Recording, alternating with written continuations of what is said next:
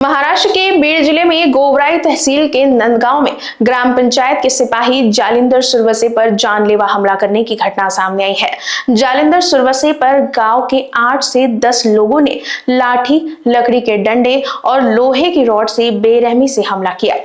इस हमले में सुरवसे गंभीर रूप से घायल हो गए हैं और फिलहाल उनका इलाज बीड़ जिला अस्पताल में चल रहा है। बताया जा रहा है कि ये मारपीट गांव की एक महिला से छेड़छाड़ के आरोप के चलते हुई। सुरवसे की ओर से शिकायत दर्ज कराए जाने के बाद तलवाड़ा पुलिस थाने में मामला दर्ज किया जा रहा है। वहीं जालिंदर सुरवसे और उनके परिजनों का कहना है कि हमला करने वाले लोग अब भी उन्हें जान से मारने की धमकी दे रहे हैं, जिसके चलते उनका परिवार भयभीत है।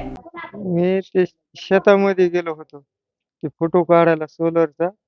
माझ्या ओळखीत साहेब होता. मी म्हणलं बघू तेव्हा प्रयत्न करून. तर मग काय केलं, फोटो बिटो काढा. ते बाई विधवा होती, तिने लगेच डायरेक्ट काढायला सुरू केलं फोटो काढा की. मग ते प्रकरण तिने घरी आली की ते दिराला आणि चुलत्या ह्यांना सांगितलं, सासऱ्याला त्यांना. आणि मग मला फोन यायला, आमच्या बहिणीचा ऊस लावायचा चालू होता. मी तिकडून आल्यावर ऊस लावला, दाबलं बेनं. आणि पुन्हा मग फोन यायला लागला ना, मग मला म्हणले, "तू घरी ये." म्हणलं, "मी येतो." मग ते म्हणले, "मारणार तुला." जे म्हणून मी भ्यान्या-भ्यान्या रातसारी तिकडंच बसलो. सासरवाडीला गेलो. मग संध्याकाळी फोन लावायची मला. सकाळी लावली, "ये" म्हणले. "काही नाही" म्हणले, "नुसतं बोलायचं." आणि आलं घरी, ते रोलानी त्याने मारायला सुरू केलं लाठीचार्जनी. संगमती गटी गुन्हा दाखल करावा यांच्यामध्ये. मला न्याय मिळावा. माझ्या खिशात 50,000 होते एक जणाचे द्यायला आणलेले, ते पडले. कुणी काढून घेतले काय माहीत नाही. 5-50 जण होते हाणायला. कुणी रॉडने हाणायचं, कुणी बल्ल्या हाणायचं, कुणी तसले मोठाले बल्ल्यावानी तसले रंदे काय म्हणतात ते एक होते.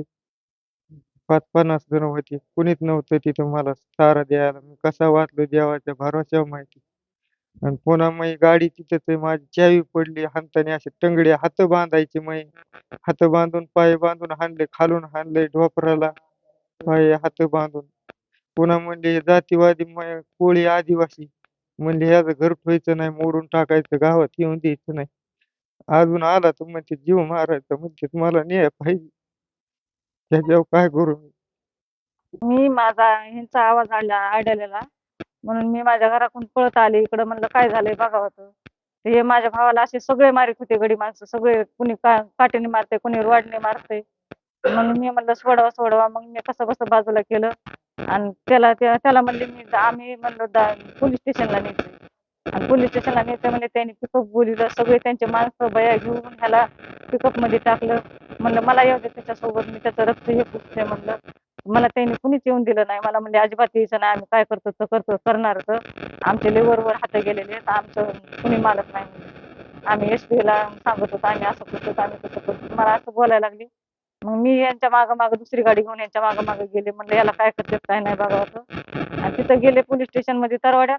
तिथं बसलेले होते आणि हे दिसत ना मला कुठे इथं. तर मी गेले आणि म्हणलं चौकशी करावं साहेबांना, त्या पोलीस साहेबाला. मग त्यांना बोलले, म्हणलं असं असं हो माझाच भाऊ आहे म्हणलं, ते त्याला लय मारहाण केली म्हणलं. आणि ते कुठं येतं ते म्हणले त्याला दवाखान्यात नेले. आणि मग म्हणलं आता मागणी मग ह्याला एवढं मारलंय, हे कशामुळे मारलंय, त्यांचं गुन्हा असला तर गुन्हा बघायचा ना त्यांनी. मग मारायचं डायरेक्ट कशाला? हा, ते माझ्यासोबत काल दिवसभर ऊस दावायला होता रानात. आणि काल पैसे आणायला माझे पाईपलाईन फुटली म्हणून पैसे आणायला गेला सासरवाडीला. तर म्हणले तू लवकर ये सकाळी म्हणले तुला बोलायचंय. त्याला बोलायचं म्हणून बोलून घेतलं आणि लगेच सगळे तयार होते मारायला. त्याला मारहाण सुरू केली लगेच. Bureau report, Lokvahini news, Beed.